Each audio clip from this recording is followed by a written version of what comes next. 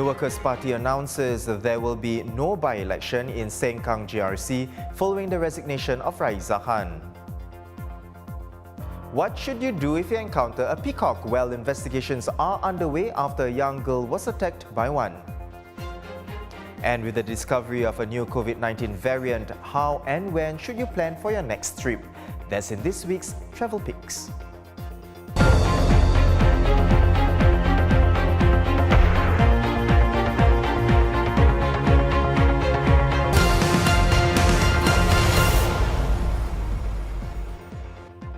You're watching The Big Story with me, Haryanto Diman. You can subscribe to the Straits Times channel so you never miss a single episode.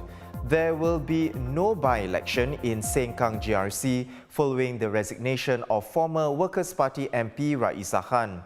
In a press conference this afternoon, party leaders announced that Ms. Khan's Compassville ward will be divided up among the remaining 3 MPs.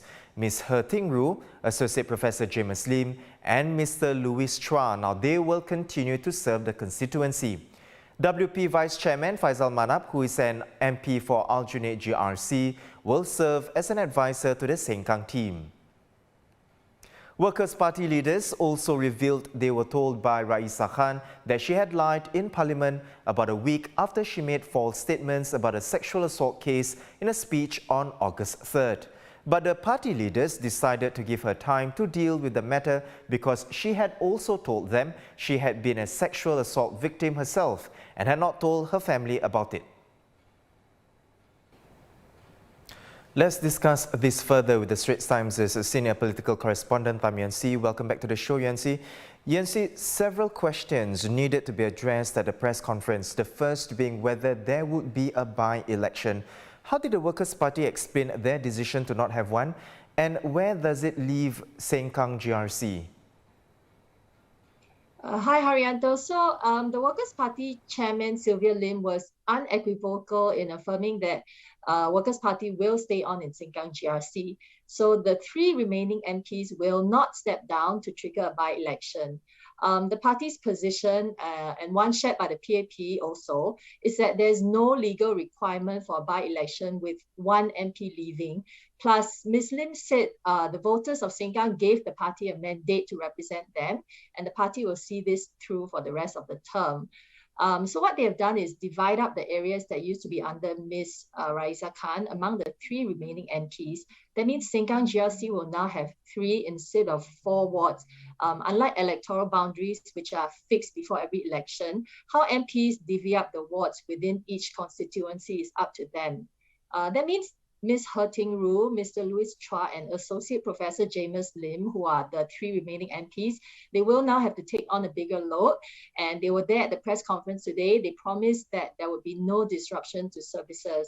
As for minority representation, since Ms. Khan was the only minority member of the GRC, Aljunied GRC MP Faisal Manap will now also pitch in as advisor to SENGKANG GRC.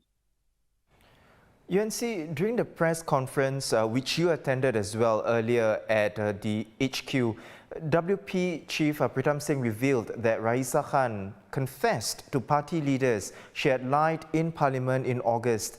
This was about a week after she made the false statements. She eventually came clean to Parliament in November. What happened in those 3 months? Yes, I must say, I was a bit surprised that she actually confessed to the party so early on. And judging by the number of questions that Mr. Pritam Singh got during the press conference, this was the same thinking that many others had. Because it took about 3 months for Ms. Khan to finally admit in Parliament in November that she wasn't being truthful. And of course, we now know that in October, when she refused to give Home Affairs Minister K. Shanmugam more details, she was repeating the lie with the full knowledge that her party leaders would have known. Basically, in these 3 months, it seems the party leadership was giving Ms. Khan time to settle her personal issues and then come clean in Parliament. Because as we know, she told Parliament that she lied because she actually heard the anecdote about the sexual assault at a support group which she herself was attending as a victim. And she has never told her family about the fact that, she had been sexually assaulted. It seems like this is the big reason why Mr. Singh had assessed that she should be given some time to speak to her family first before coming clean in Parliament that, she wasn't being truthful. Then in September, Ms. Khan got shingles and she couldn't attend Parliament, and then things dragged on. And as we know, in October, she was asked again about the issue, and she again repeated what she said. As to why the party did not issue any statement on its own, Mr. Singh was quite clear that he wanted to give Ms. Khan time, given her personal issues that were, tied up with this issue. And also, since Ms. Khan is an MP herself, it is incumbent on her to clarify the issue in Parliament. Mr. Singh said Singaporeans have the right to expect the best efforts from Workers' Party MPs. Yuen-C, how big of a setback has this incident been to WP? Well, the press conference has left some questions unanswered, like, whether the party could or should have stepped in earlier to do something about it, since the party leaders already knew in August that what Ms. Khan said was not truthful. Also, while, many people will be sympathetic towards Ms. Khan for her personal difficulties, this also has to be balanced with the fact that she did make serious and unproven allegations against the police, a public institution. And this, because of the delay, maybe if you would call it that, the 3 months, this was allowed to persist for 3 months. So Parliament itself is still investigating the issue. There is a committee of privileges now looking at it. And Mr. Singh has said that he will give evidence if called. So perhaps we have to wait for that to wrap up, and then we'll get a clearer idea of the impact, on the party. Tham Yuen-C, the ST's senior political correspondent. You can get more on this story on straitstimes.com. Surging electricity prices means consumers might get a shock when they receive their next bill early next year. Already, some customers on wholesale price plans have seen a jump in their latest bills, while those on fixed price plans are largely cushioned from the fallout. Let's take a look at the Uniform Singapore Energy Price, which reflects the real cost of electricity as it is what buyers pay in the wholesale market. Today, it jumped as high as $4,499 per megawatt hour. That's a big jump from the average of around $235 from November 1st to 24th. It's all due to higher fuel prices and tighter gas supply. Experts say the regulated tariff rate for households is likely to rise further, and consumers should be prepared for some price-related uncertainties. High energy prices will likely persist until the end of the first quarter of next year.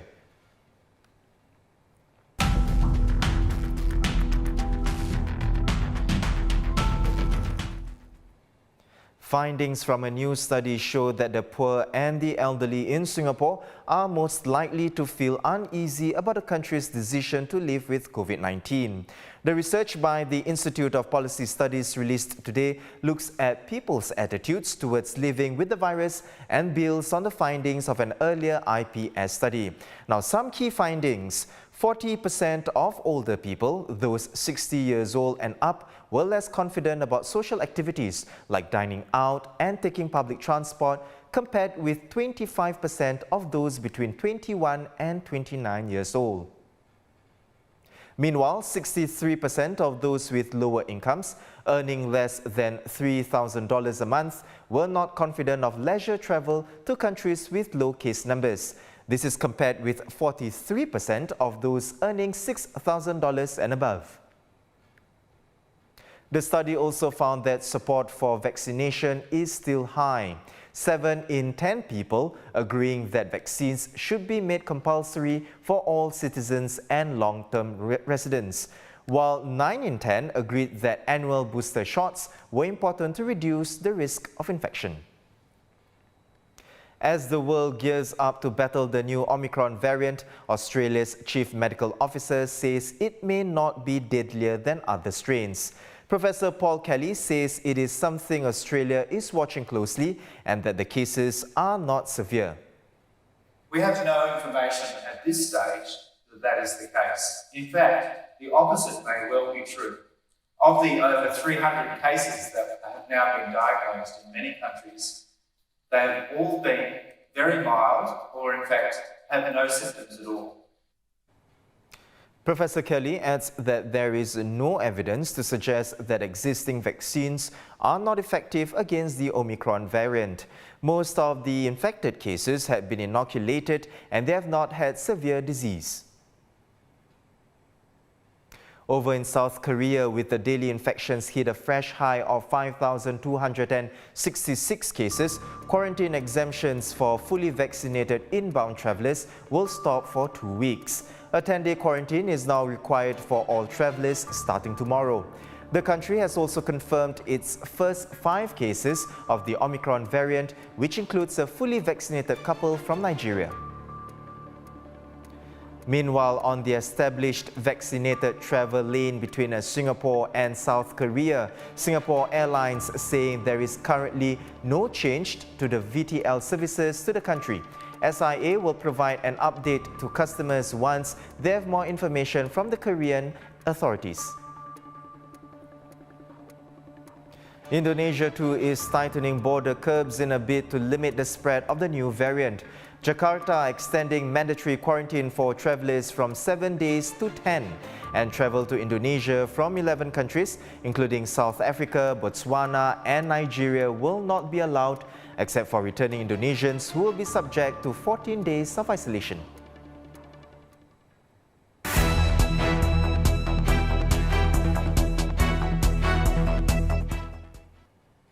Following the incident of a pet peacock attack on a 3-year-old girl in Serangoon Garden, the National Parks Board told the Straits Times today that peacocks can be kept as pets in Singapore, but there are rules that owners must abide by.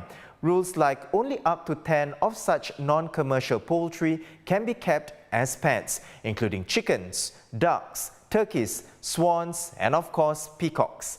They must be kept in a bird-proof cage, house or enclosure without any contact with other animals outside the cage, and a proper roof to prevent any particles from other animals from entering the cage. Now, NParks is investigating the case of the 3-year-old girl who needed stitches on her face after a pet peacock attacked her. She was on her way home from a playground when she stopped outside the house to look at the peacock. The peacock was then said to have charged and attacked the girl. In the event that you do encounter peafowl, now what should you do, and are they always aggressive? We have the answers for you.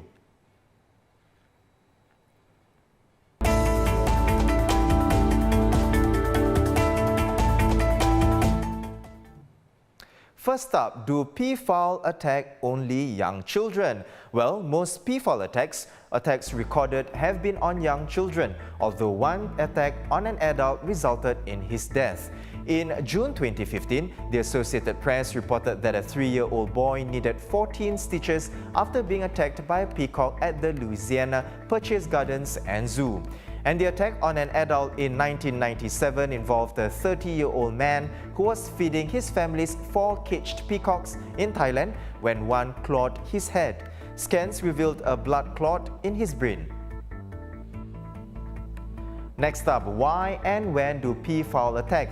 The City of San Antonio Animal Care Services Department says peafowl make much more noise than usual during the mating season and can be more aggressive and territorial during that time. They are also known to be obsessed with food and can become aggressive when offered some. Peafowl have also been spotted attacking their own reflection on vehicles and damaging them by pecking and scratching. And last, what should I do when encountering wild peafowl? Well, do not feed them, as this can cause unsustainable population growth, a change in the wild peafowl's behavior, and also harm the animal's health. Observing them from a safe distance is advised, and avoid flash photography. Homeowners trying to keep peafowl off their property should remove leftover food, including pet feed, from open areas. Motion sensor sprinklers can also help to repel peafowl as they do not like water. The world's top tennis players are backing the move by the Women's Tennis Association to suspend all tournaments in China. Tennis great and founder of the WTA, Billie Jean King, has also lent her support along with Martina Navratilova.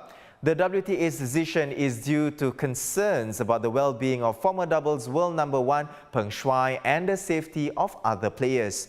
This could cost the WTA hundreds of millions of dollars in broadcasting and sponsorship revenue.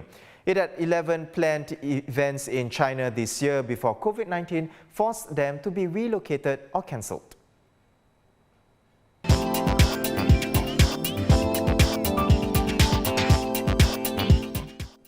Travel and food are always top of mind for me. And that is what we've got for you coming up in this week's Live Picks. Now, fancy some Korean-style fried chicken? Well, you're in luck because we have ST Food online editor Hedy Koo with some super easy recipe for it using an air fryer and of course some oysters as well. But first, let's begin with travel. I know many of you are very excited about the launch of more vaccinated travel lanes. But with the emergence of the new COVID-19 variant Omicron, some people might be feeling a little uneasy. Let's bring in travel editor Lee Siu Hua. Siu Hua, what should travelers do, Siu Hua, and how and when should they plan for their next trip amid all this uncertainty over the new COVID-19 variant? It's been a whole year of start-stop travel, and it looks like that's going to be the case for 2022 as well. So what's a traveler to do? So actually, our Straits Times writers have been exploring the world since September, October, to places like Berlin and the rest of Germany, to North America, including New York and the Canadian Arctic Circle. And right now, even as we speak, some of our writers, and I think we know our own personal friends too, are on the road, even though they are traveling under the Omicron cloud. And there are choices really, do we want to seize the day and start going out? Because, it's a good time to go in a way because the destinations are definitely less crowded, and this is a window of time before people really travel with a huge vengeance again. And there are the hospitality sector, the airlines are all willing to give flexible policies, right? Booking policies.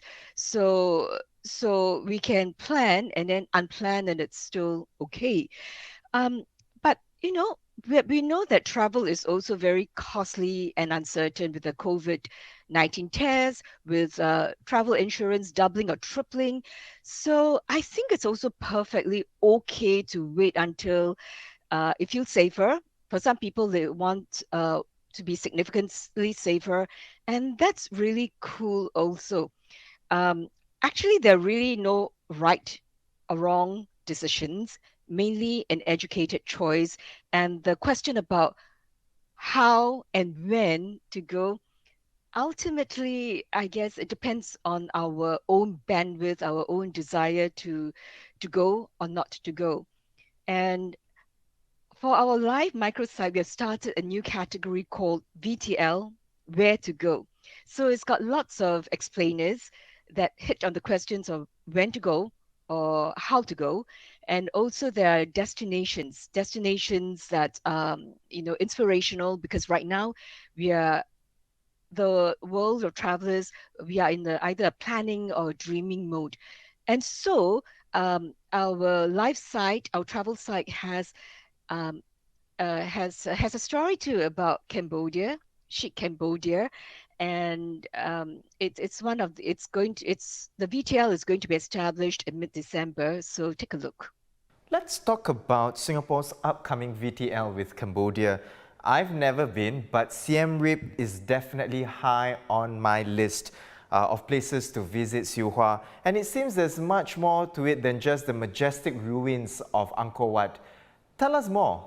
When I traveled there pre-pandemic, it was certainly very revealing. There's a side of Cambodia that's really, chic, on trend, playful. So definitely visit the Angkor Wat, especially at sunrise when it's all dreamy and it's fresh and ancient, and the mystery is wonderful. At the same time, I was in Siam Reap pre-pandemic, and I found a very different side of Cambodia, one that is chic and playful and surprising, very revealing. I was on a secret safari to 5 dining establishments by tuk-tuk, and we encountered these young rising chefs whose forte was modern Cambodian food. So at one place, I had this appetizer, all gorgeous looking, this minced chicken topped with tender local herbs and Parmesan cheese. And guess what? Fire ants. So cooked, yeah. And I took all of one bite, just all of one end, and so fast I couldn't taste this tartness of the end, but it was kind of beautiful in that I realized that the chef was fusing two very different cooking traditions. The Cambodians traditionally will savor fire ants, and at the same time, this whole global movement of eating wild food, foraged food. Yeah, so we went on and to see local bars, for example, a Bloody Mary concocted from with um, compot pepper, which is a Cambodian pepper, very piquant. Now, sounds lovely. I hope to visit Cambodia one day soon. Travel editor Lee Siu Hua right there.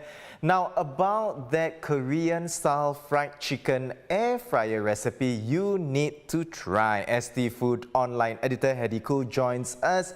Hey, Hedy. Hedy, I have to say the wings look really, really good. Not oily at all. Tell us, how did you do it? I did it with an air fryer, believe it or not, which is a lot less guilt because you're using a lot less oil, and major upside is less washing out to do as compared to if you're going to deep fry the wings. So I think it's a great method. The mid-joint wings practically cook in their own fats when you stick them in the air fryer. I find it important to marinate them before air frying them. And the trick to getting them crispy is to air fry them at least twice. So for about a kilograms of mid-joint wings, you get 24 pieces.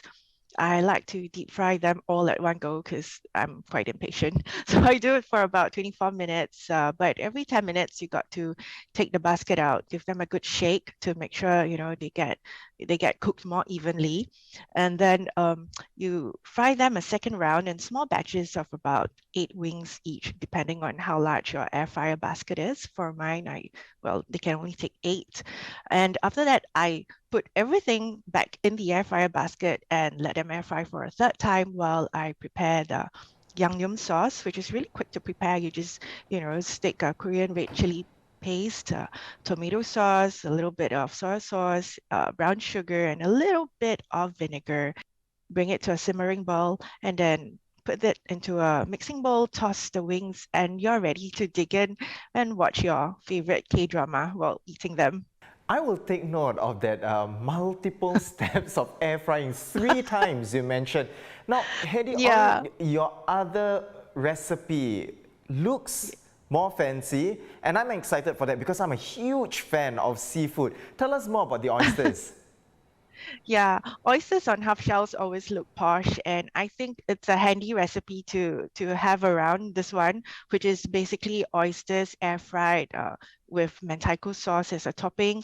It's called kaki mentayaki, and it's very easy to do. You basically need to. I got sashimi grade frozen oysters of the one of the shopping platforms, and the ingredients are so simple. You just need mentaiko sauce and mayonnaise. Mix that up, slather it on the half shell oysters, and then stick them in the air fryer just for about 2 minutes at 200 degrees, and then you're ready to serve it up. And you just need to garnish it with a little bit of English parsley and lemon if you want it fancier. And yeah, you're ready to dig in. You're really making me very hungry. Well, thank you so much for the recipes, Hedy. And that was ST Food online editor, Hedy Koo. Now, from food to travel, to entertainment and the arts. You can find more live pics and the latest news at str.sg/live. And in the travel section, there's a new category called VTL's Where to Go. Everything you need to know about quarantine, free travel, and whether you should travel now or wait till it's safer. And those are our top stories for today. For more news and videos, visit straitstimes.com. And remember to subscribe to our YouTube channel by hitting the red button below. I'm Haryanto Diman. Join us tomorrow for more stories on The Big Story.